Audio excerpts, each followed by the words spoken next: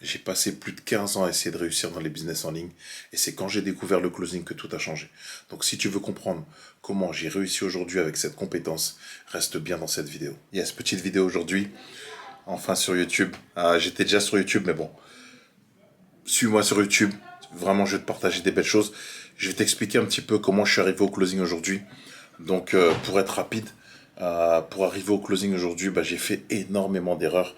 Pendant plus de 20 ans, j'ai fait n'importe quoi dans le marketing, dans le business. J'avais déjà créé des business sur le sport.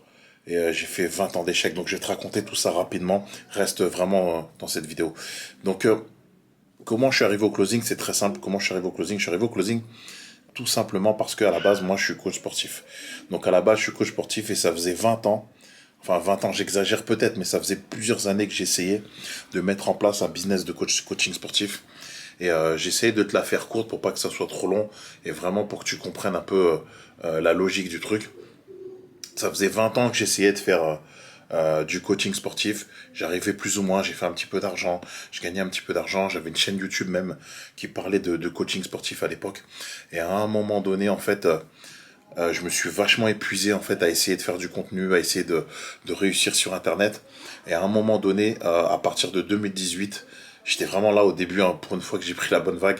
À partir de 2018, il y a le closing qui a commencé à arriver aux États-Unis et ça arrivait progressivement en France. Donc moi, ce qui s'est passé à ce moment-là, c'est que comme je vendais mes offres de sport, on m'a dit, bah écoute, Regan, fais du high ticket. Euh, Tout simplement parce que à l'époque, si vous voulez, on avait le modèle, je vous fais ça rapide, on avait le modèle business, tu avais ta formation, tu la prenais, tu te débrouillais tout seul et puis tu avais peut-être le formateur qui pouvait te donner deux, trois conseils par email et où il devait faire un live tous les 2 mois ou tous les 6 mois. Et du coup, tu n'avais que ça, donc tu devais te débrouiller, c'était grave galère. Et arrivé la étiquette, bah, la étiquette a fait que les gens ont eu plus de résultats, forcément. Et comme ils ont eu plus de résultats, bah, derrière, ça a fonctionné. Donc moi j'ai voulu faire du high ticket dans le coaching sportif, ce qui est pas évident. Et du coup on m'a dit bah faut commencer à prendre des calls. Donc moi j'ai pris des calls, ce qui s'est passé, et c'était vraiment dégueulasse, franchement laborieux. J'ai vraiment raté clairement les calls. J'arrivais pas, ça fonctionnait pas parce que j'avais pas forcément les bonnes techniques. Même si j'ai un pote sympa qui m'avait donné on va dire une trame à utiliser, mais je comprenais rien du tout.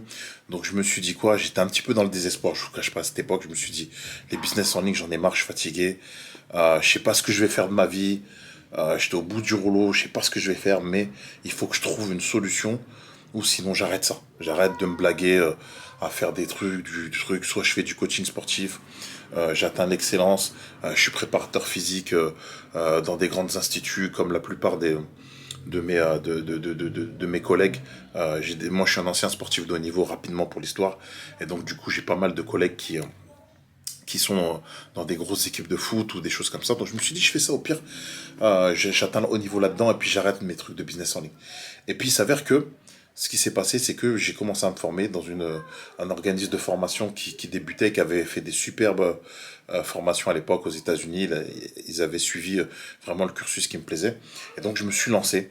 Et ce qui s'est passé, c'est que j'ai eu des résultats assez rapides. Au début, dans la formation, c'était pas ouf. Je me rappelle les premiers coachings. Et au bout du troisième coaching, j'ai commencé à sortir du lot. Je sais pas pourquoi. Alors, je pense que il y avait une partie de moi. J'ai fait de la PNL. Pendant des années, je me suis formé en PNL. J'appliquais au travail, j'appliquais sur les gens, je parlais avec des gens. Et donc pendant des années, j'ai fait de la PNL. Et je pense que c'est ça qui m'a aidé à être bon, je pense tout de suite. Je le cache pas. Et ce qui s'est passé, c'est que tout de suite, on va dire la première collaboration, j'ai eu des bons résultats, mais c'était pas ouf. Je crois que j'ai fait 1 900 € de commission à l'époque.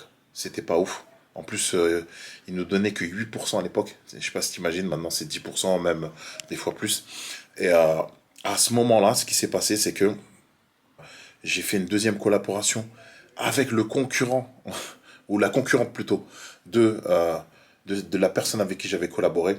Et là, du coup, ça a explosé. Alors, il y a la période Covid aussi, c'était 2020, je crois, début 2020.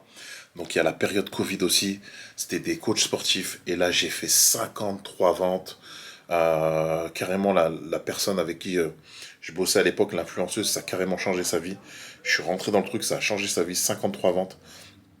Elle a encaissé je sais pas combien d'argent quasiment 70 000 euros, 60 000 euros. Moi, j'ai encaissé plus de 5 000 euros de commission.